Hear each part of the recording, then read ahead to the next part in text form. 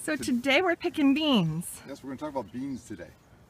In fact, I've already picked one row of beans. This is the second picking from that first row out there. These are our French style beans out here, and these are more of a standard tender green bean.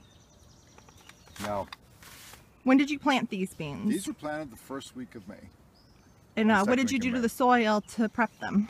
We use organic mulch from the compost bin, mix that in, compost, and then we put chickadee poo on there. Yeah, we put that down there and spread that in there. We dig some nice deep trenches. Away we go, excuse me. Stand all the beans about 3-4 inches apart, and here we go.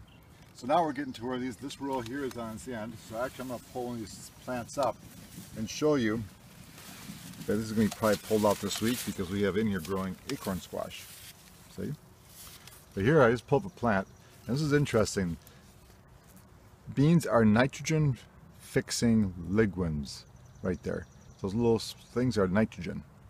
So they're very good for the soil, good for the bean.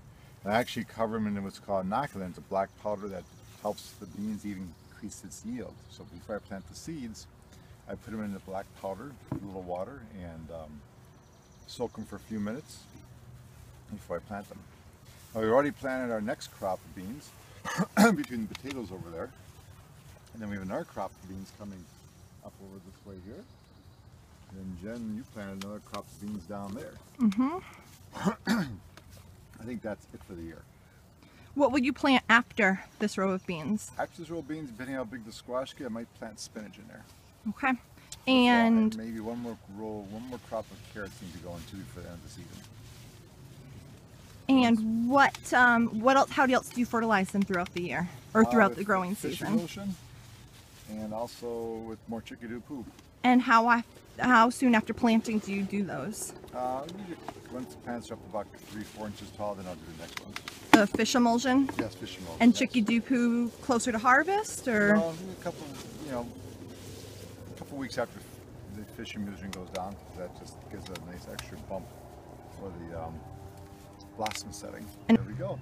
So now, next after that, we're going to be talking sweet corn, but that's not until we're picking it, which is very soon. Very good. Looks great, Dad. Let's get back to picking and freezing. I'll talk more about freezing and blanching later. All right. Awesome.